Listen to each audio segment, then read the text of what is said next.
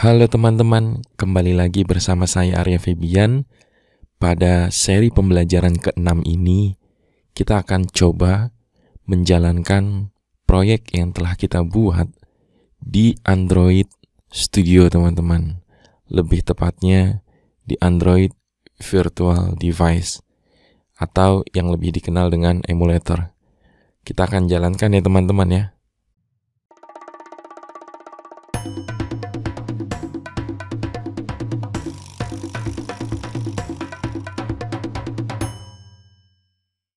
Ada baiknya sebelum kita menjalankan first app, aplikasi pertama yang telah kita buat ke Android Virtual Device, kita tuliskan perintah di terminal atau command prompt atau konsol ADB untuk devices.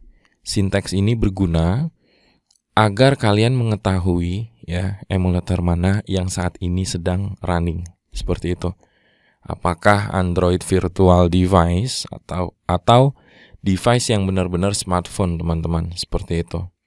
Nah, jika sudah, kalian bisa melihat di sini, saya tidak colok ya kabel USB ke laptop saya, dan saya juga belum membuka Android Virtual Device.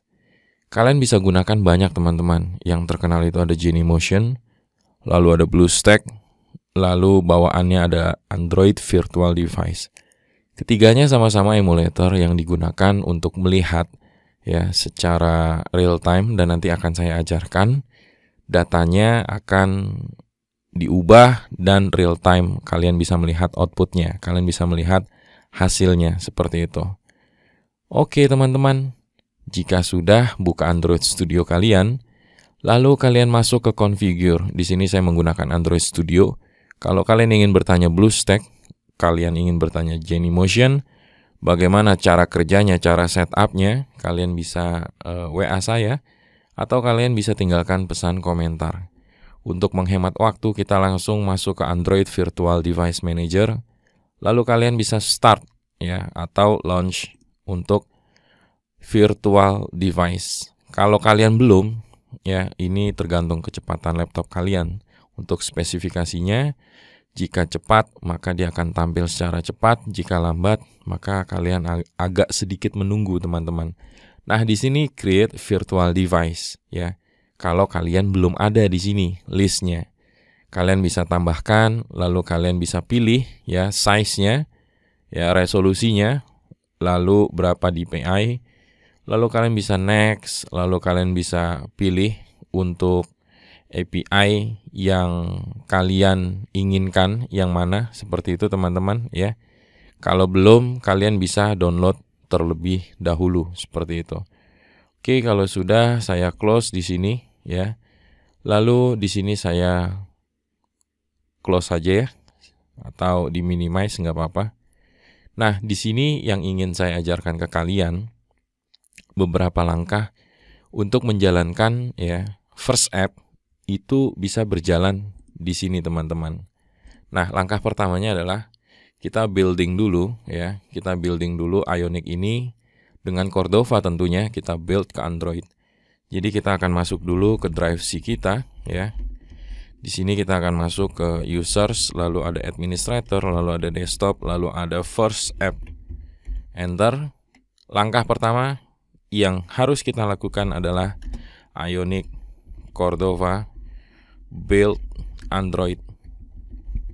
Lalu kalian enter teman-teman. Kita lihat dulu apakah di sini ada yang kurang ya. Kalau ada yang kurang nanti kita akan lengkapi. Biasanya nanti akan ada pesan ya. Entah itu warning, entah itu error, antara dua, warning atau error. Oke, semoga tidak ada dan berjalan lancar. Di sini cukup memakan waktu teman-teman ketika kita build Android seperti itu. Nah, di sini kita pakai JavaScript ya bundlingnya. Oke, kita tunggu saja teman-teman. Ini cukup memakan waktu. Gradle-nya lagi di connecting ya.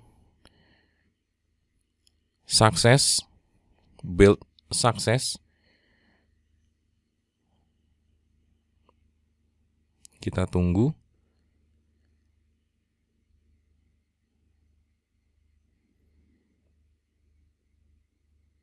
Oke, good. Untuk APK-nya kalian bisa lihat di folder platform Android app build outputs apk debug app -debug.apk. Ini bisa kalian install di handphone kalian, dan itu tidak saya lakukan dulu ya. Jadi nanti seri playlist ini saya akan ajarkan sampai ke Google Play Store, teman-teman.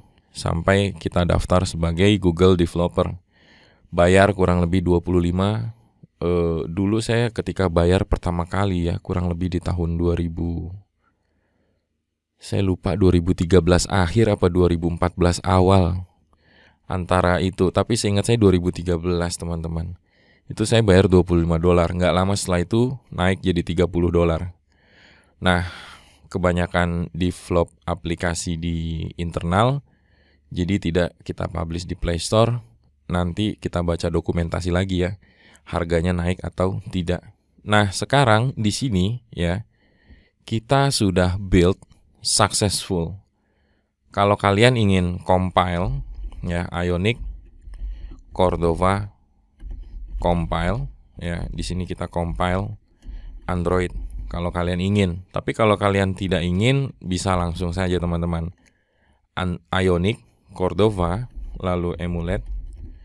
Platformnya apa? Di sini ada iOS, ada Android. Karena saya menggunakan laptop, saya menggunakan Windows, saya tidak sedang menggunakan MacBook, maka saya gunakan laptop Windows, jadi Android, seperti itu. Nah, kalau di Flutter ya, ada hot reload.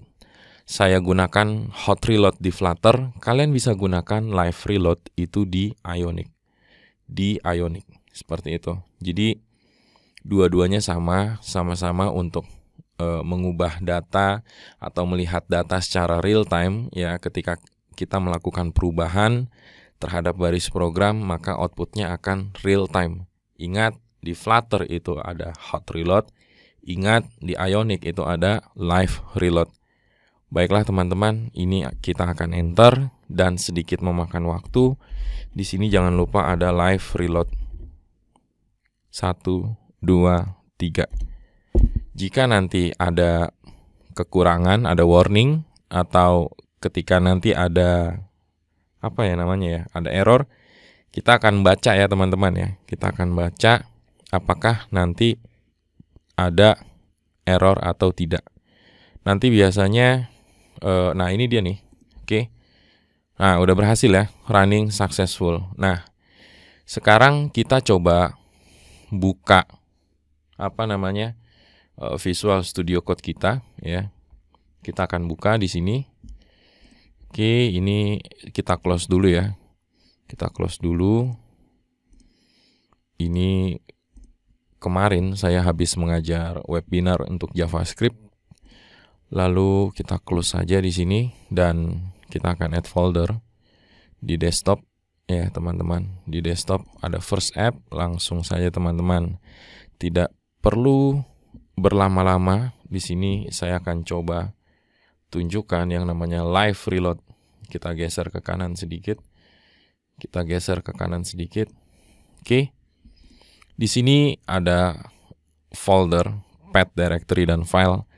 Saya tidak akan jelaskan di seri pembelajaran ini karena ini udah hampir 10 menit, mungkin 12 menit.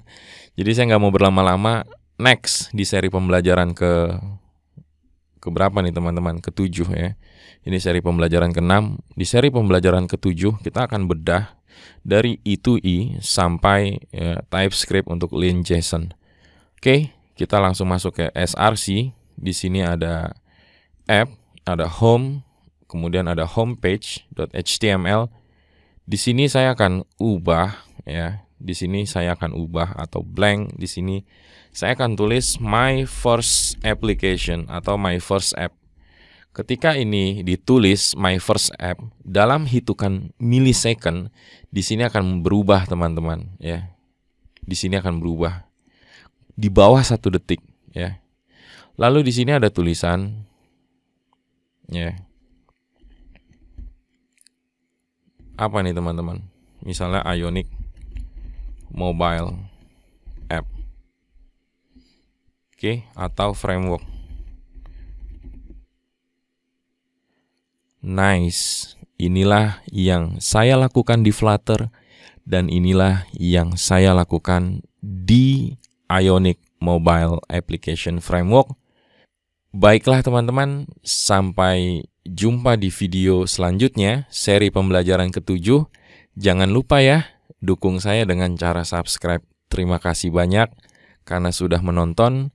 Semoga kalian bisa mengikuti seri pembelajaran ini di rumah atau di tempat kalian. Bye!